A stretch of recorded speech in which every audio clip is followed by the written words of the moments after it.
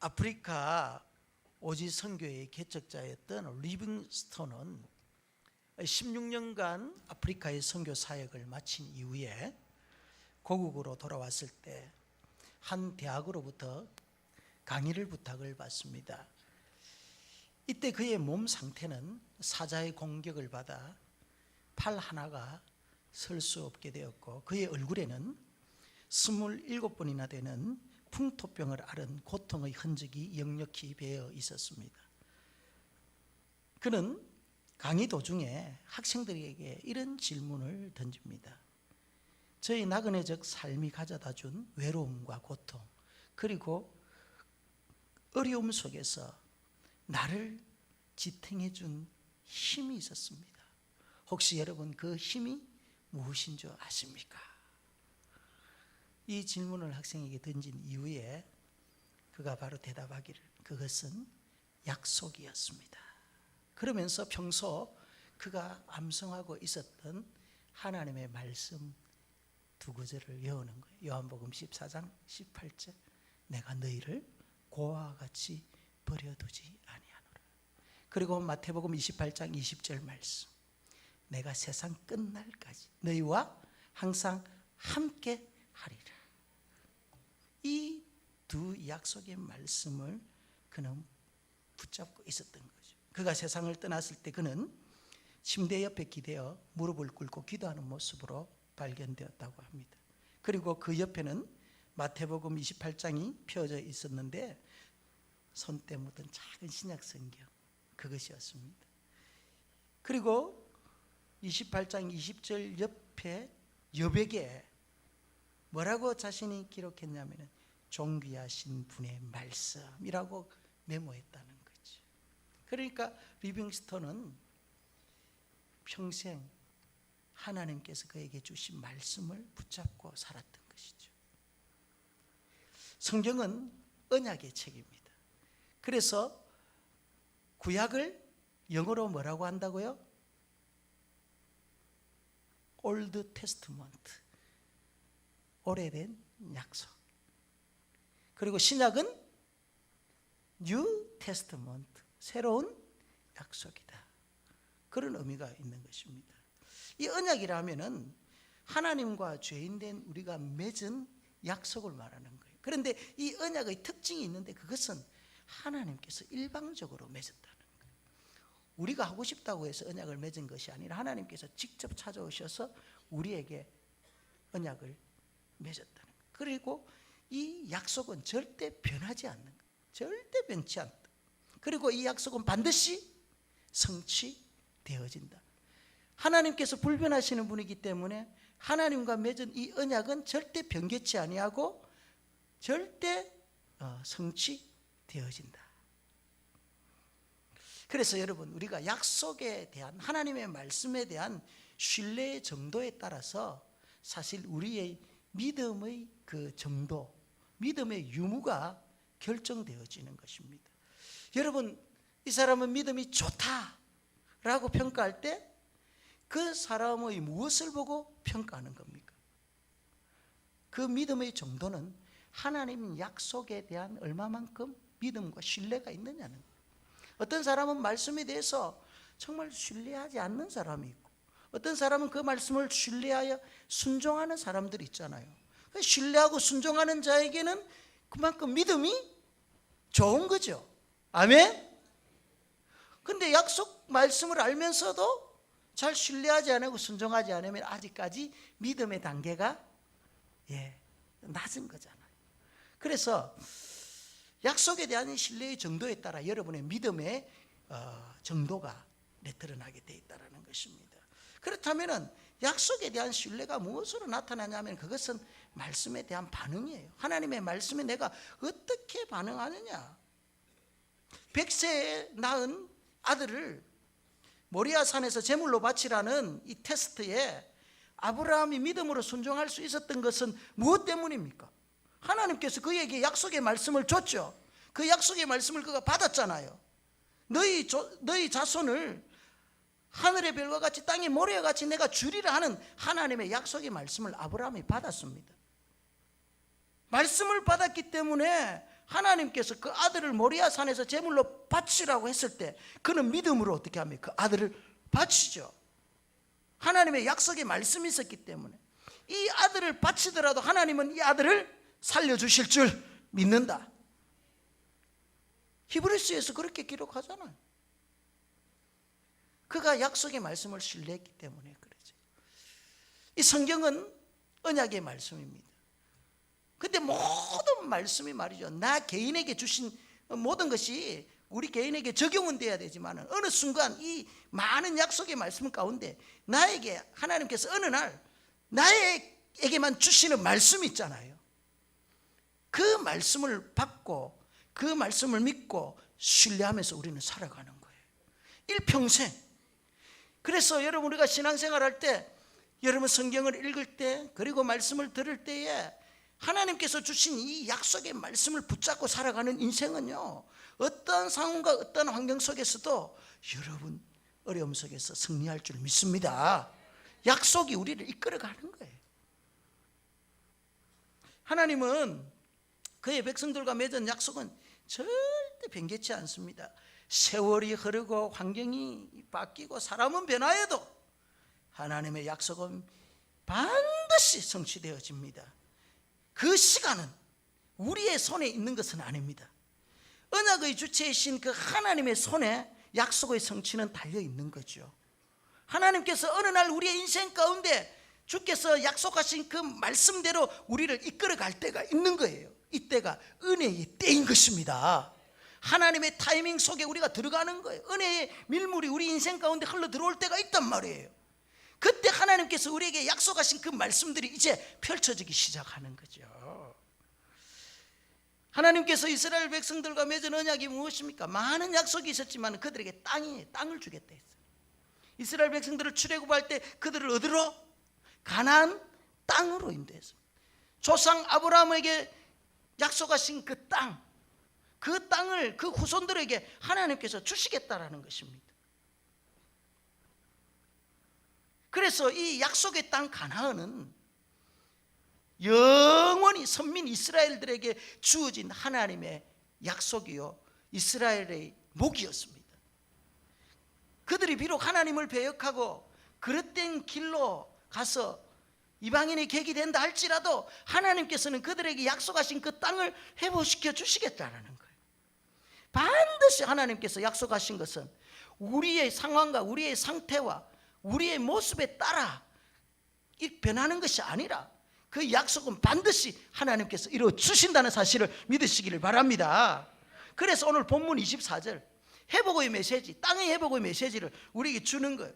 내가 너희를 여러 나라 가운데서 인도하여 내가 내고 여러 민족 가운데서 모아들이고 고국 땅으로 들어가서, 어디로 들어가서?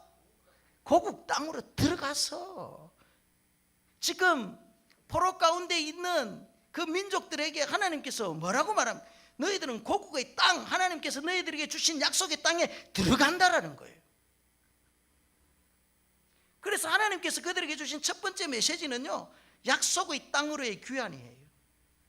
여기서 우리에게 주시는 말씀의 교훈이 무엇입니까? 빼앗기고 잃어버린 것에 대한 회복을 말하는 거예요. 이스라엘은 빼앗겼던 땅을 도로 받았습니다. 도로 받는 것, 잃어버린 것을 다시 찾는 것, 이것이 회복의 시작이라는 거죠. 땅을 회복한다라는 것은 여러분, 땅의 지배권을 얻는다라는 거잖아요. 그들이 잃어버렸을 때 누군가가 그 땅을 지배하고 있었을 거 아닙니까? 그래서 하나님께서 그들에게 땅을 준다라는 것은 그들에게 잃어버렸던 땅의 그 지배권, 주도권을 하나님께서 주신다라는 거예요. 어느 누구에게 정복 땅에 있던 그 권리를 다시 되찾게 해주신다라는 것입니다. 이 약속이 신약 시대를 살아가고 있는 영적 이스라엘인 우리에게 여러분 적용시키면 어떻게 되겠습니까? 오늘 이 시대도 우리가 영적인 이스라엘이에요. 때로는 하나님의 말씀에 우리가 불순종하고 여러 가지 잘못된 길로 갔습니다. 그래서 우리가 땅을 누구로부터 빼앗겼습니다. 잃어버렸습니다. 그러면 우리의 땅을 빼앗은 장본인이 누구겠습니까? 옆집 아저씨가 우리 땅을 빼앗았습니까? 아니죠. 보이지 아니하는 어둠의 권세, 성경에 말하는 바벨론이잖아요. 바벨론이 이스라엘의 땅을 빼앗았잖아요. 주도권을 그들이 행사했잖아요. 그렇다면 영적인 바벨론이 있단 말이에요. 영적 바벨론인 어둠의 권세들, 사단의 세력들, 공중권세 잡은 자들이 우리가 하나님의 백성이 누려야 될 그 놀라운 영적인 복과 은혜들을 다 어떻게 했다는 거예요? 빼앗은 거예요. 그래서 우리는 어떻게 해야 된다는 것입니까? 다시 그것을 회복해야 될 거 아닙니까? 잃어버렸던 그 은혜를 회복하고, 잃어버렸던 영적인 주도권을 회복하고, 여러분 사단에게 빼앗겼던 어둠의 권세들에게 빼앗겼던 물질과 건강과 여러 가지 보이지 않는 모든 것들 다 이제 그것을 되찾아야 되는 거죠. 하나님의 은혜의 밀물이 들어오는 그때쯤에 되면은 이제 하나님께서 우리를 서서히 회복시켜 주셔서 잃어버렸던 것들, 빼앗겼던 것들을 다 회복시켜 주실 줄 믿습니다. 금년 한 해 여러분 영적 바벨론에게 빼앗겼던 모든 것을 도로 찾고 회복하고 그 권리를 여러분 다시 받는 그런 역사가 일어나기를 주님의 이름으로 축원합니다. 하나님께서 그 백성을 회복시키기 전에 반드시 사전 작업을 하십니다. 그냥 우리에게 회복시키는 게 아니에요. 25절에 보면은 맑은 물을 너에게 뿌려서 너희로 정결하게 하되, 정결케 하는 작업을 하나님께서 하시는 것입니다. 무엇을 말합니까? 모든 우리의 더러운 죄악들과 행실들, 좋지 못했던 모든 습관들, 하나님으로부터 우리의 마음을 멀어지게 했던 모든 우상들을 철저히 제거해야 되는 거예요. 이런 것들을 제거하지 않고서는 하나님의 은혜가 우리 속에 흘러 들어올 수가 없다는 거예요. 우리는 기도원의 300용사의 이야기를 너무나도 잘 압니다. 300명의 용사가 대군사 13만 5천 연합군을 말이죠, 그냥 무찌릅니다. 그런데 그 무찌르기 전에 사전에 하나님께서 어떤 일을 행하십니까? 무엇을 기드온에게 요구하십니까? 너 아버지에 있는 집에 있는 7년 된 수소를 잡아가지고 바알 제단을 허물고 그 앞에 놓여져 있는 아세라 목상 찍어서 그것을 나무로 하고 번제 위에 올려서 그것을 불태워 없애라는 거예요. 한마디로 이스라엘 백성들을 철저하게 억눌렀던 그 우상숭배 사상들을 하나님 앞에서 철저히 제거해라는 거예요. 이스라엘의 우상을 제거하지 않고서는 승리가 없다라는 거죠. 정결케 하는 작업을 하나님께서 하신 거죠. 이 정결케 하는 작업을 한 이후에 하나님께서 그들에게 승리를 보장시켜 주셨다라는 것입니다. 여러분, 우리도 마찬가지입니다. 하나님께서 우리에게 은혜를 주시고 우리가 잃어버렸던 그 모든 것들을 다시 회복하고 하나님의 그 은혜의 해가, 은혜의 강물이 우리 가운데 마치 흘러들어오고 비치기 위해서는요, 먼저 사전에 뭘 어떻게 해야 된다? 정결해야 돼요. 여러분, 금년 한 해에 여러분 아직까지 해결되지 못한 모든 부분들이 있다면 하나씩 정결케 하시기를 주님의 이름으로 축원합니다. 정결케 하는 작업이 끝나면 하나님의 영이 이때 우리에게 임하는 거예요. 그 영이 우리의 마음을 새롭게 하고 육신의 굳은 마음을 제거하여서 부드러운 마음을 준다는 거예요. 그러니까 정결해야만이, 깨끗해야만이 성령께서 우리 가운데 임한다라는 거죠. 본문 26절에 보면은 또 새 영을 너희 속에 두고 새 마음을 너희에게 주되 너희 육신에서 굳은 마음을 제거하고 부드러운 마음을 줄 것이며, 이것이 하나님께서 행하시는 두 번째 회복이에요. 하나님은 우리의 영과 육을 동시에 회복시키십니다. 우리의 영이 회복되어지면 육은 자동적으로 회복되어지는 것입니다. 성령께서 우리 마음에 굳어져 있는 것들을 다 제거해 주실 때 마음이 비로소 새롭게 되는 거예요.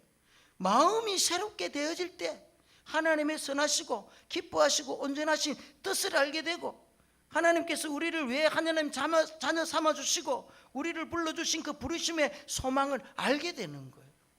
내 마음에 세상의 것들로 가득 채워져 있고 굳어져 있으면 하나님의 뜻을 볼 수 있는 분별력이 없는 거죠. 하나님의 뜻을 깨닫는 영적인 지각이 안 열리는 거죠.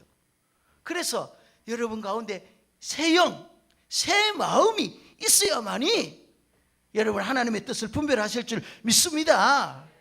그래, 금년 한 해 여러분, 하나님 묵어있는 나의 마음을 기경시켜 주시고 새 영을 부어 주시옵소서 기도하시기를 바랍니다.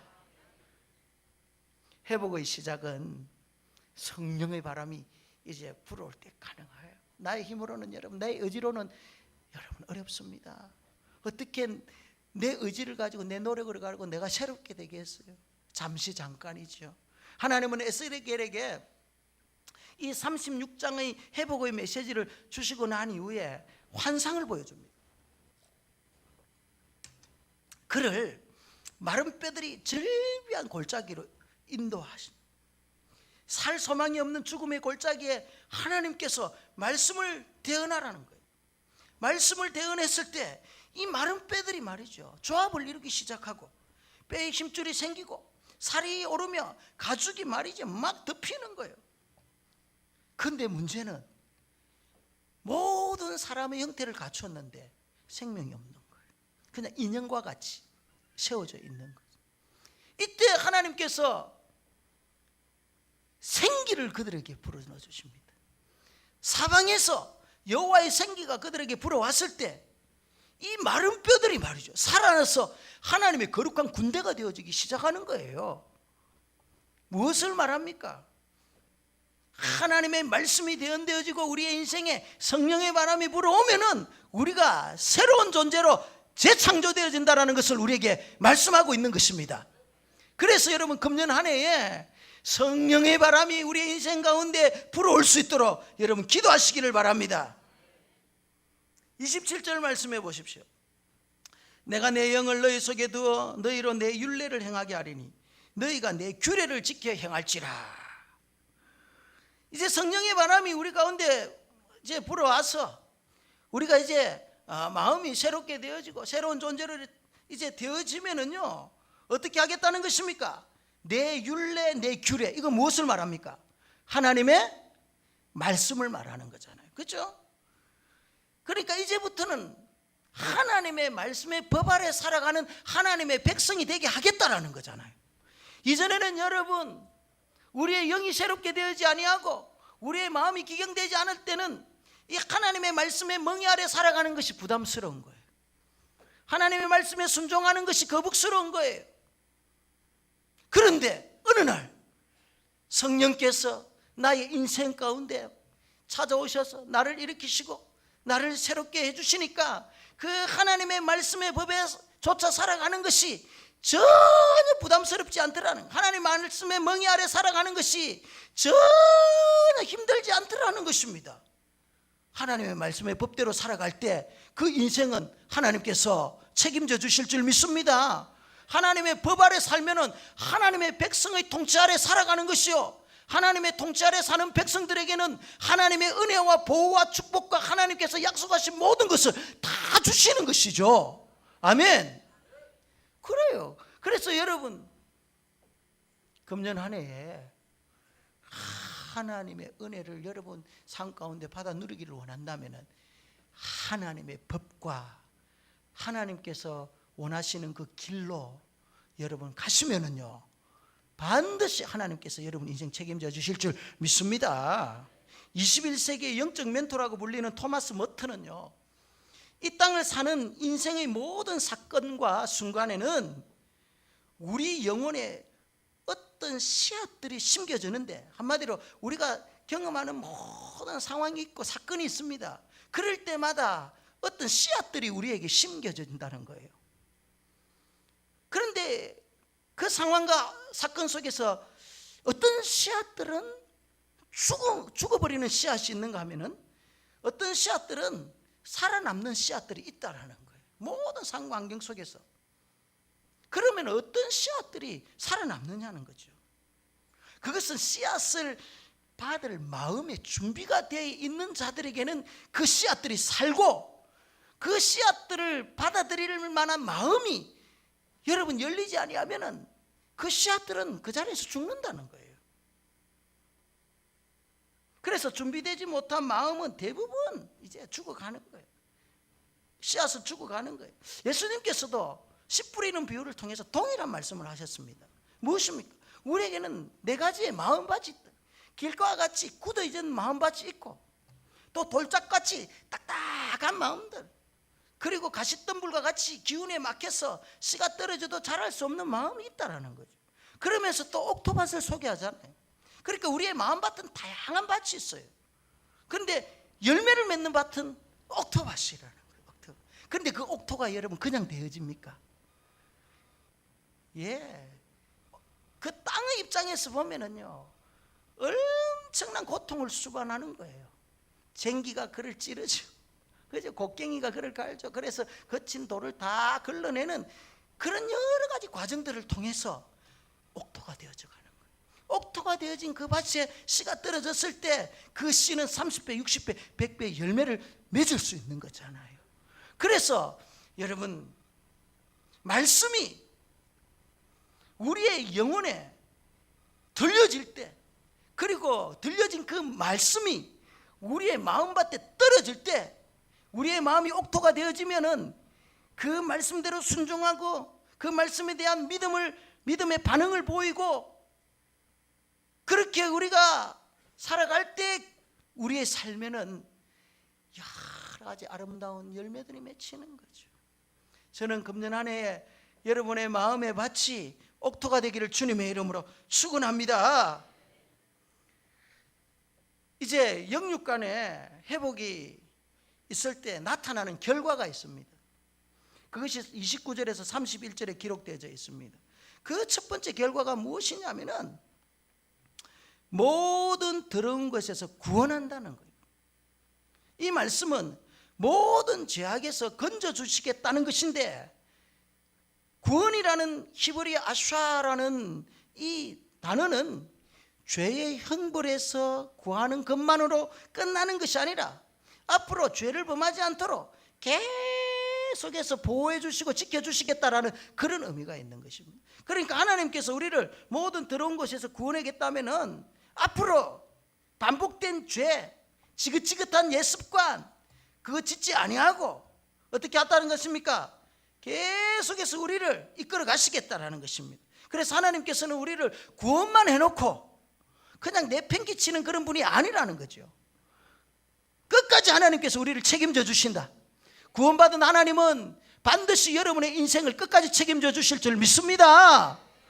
이것을 성도의 견인이란다. 하나님께서 한번 약속한 자, 책임진 자는 끝까지 끌고 간다는 거죠.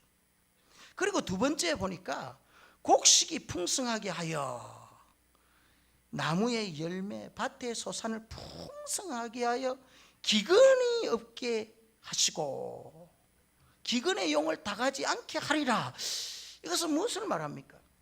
하나님께서 우리를 말이죠, 구원해 주실 뿐만 아니라, 새롭게 해 주실 뿐만 아니라 이제 약속의 땅에서 주신 하나님의 복을 마음껏 누리는, 여러분 이 땅에는 우리가 그리스도인들이 이 땅 살아갈 때 하나님께서 예비하신 그 복이 무궁무진한 줄 여러분 믿으시기를 바랍니다. 그런데 그 복을 내가 받아 누리는 자가 되느냐? 그렇지 아니하고 그냥 살아가느냐? 이것은 우리의 목이에요. 그래서 여러분들께서 의에 줄이고 목마르듯이 하나님께서 우리에게 주시는 신령한 복들, 이 땅의 기름짐에 대해서 목말라 하시기를 바랍니다. 그러면은 여러분 목마른 자에게 생수를 주듯 하나님께서 그 복을 주시는 거예요. 그런데 우리의 인생의 풍성함은 어디에서부터 시작되어지느냐? 그것이 마음에서부터 시작되어진다는 거예요. 성령께서 육신의 굳은 마음을 제거하고 부드러운 마음을 주실 때 그때부터 우리에게는요 긍정적인 변화가 일어납니다. 여러분 성령께서 우리를 터치하잖아요. 그러면은 부정적인 생각 사라질 줄 믿습니다. 그동안에는 나를 지배한 것이 말이죠. 항상 어떤 것들을 보면은 좀 이렇게 왜곡되게 보는 거예요. 부정적으로 보는 거예요. 그런데 성령께서 우리 인생 가운데 역사하기 시작하면 모든 것이 긍정적인 보이는 거예요. 사물이 달라 보이는 거잖아요. 이것이 긍정의 변화예요. 사실 여러분, 상황이 변하는 것은 없습니다. 똑같은 상황이잖아요. 똑같은 환경이잖아요. 그런데 성령께서 우리의 마음을 주장하시니까 우리가 어떻게 됩니까? 상황을 극복할 수 있는 용기와 힘이 생기더라는 거예요. 그래서 그때부터 우리의 삶에 풍성함이 생긴. 그러니까 여러분, 풍성함이라는 것은 우리는 물질적인 개념만을 생각하는데 그렇지 않습니다. 일단 우리의 마음이 풍성해야 됩니다. 여러분, 늘 마음이 찢어져 있고 상처받고 있으면은요, 절대 여러분 풍성함을 경험할 수가 없습니다. 그래서 여러분, 우리의 마음의 심령의 변화가 찾아오고 우리의 마음이 풍성함을 얻어야 되는 거예요. 그러면은 우리의 삶에 이제 여러 가지 풍성함이 나타나고, 이전에 말이죠, 마음의 상처 때문에 찢어진 그 마음 때문에 잃어버렸던 그 모든 것들, 기근의 때가 있었지 않습니까? 그죠? 그 기근의 때를 이제 어떻게 한다는, 극복할 수 있다라는 거예요. 영이 육을 지배하면은 인생의 기근이 사라질 줄 믿습니다. 마지막 세 번째, 이런 회복의 날이 올 때 우리가 기억해야 될 것이 있다. 31절에 보면은 너희가 너희 악한 길과 너희 좋지 못한 행위를 기억하고 너희 모든 죄악과 가증한 일로 말미암아 스스로 믿게 보리라, 이런 말씀이 있습니다.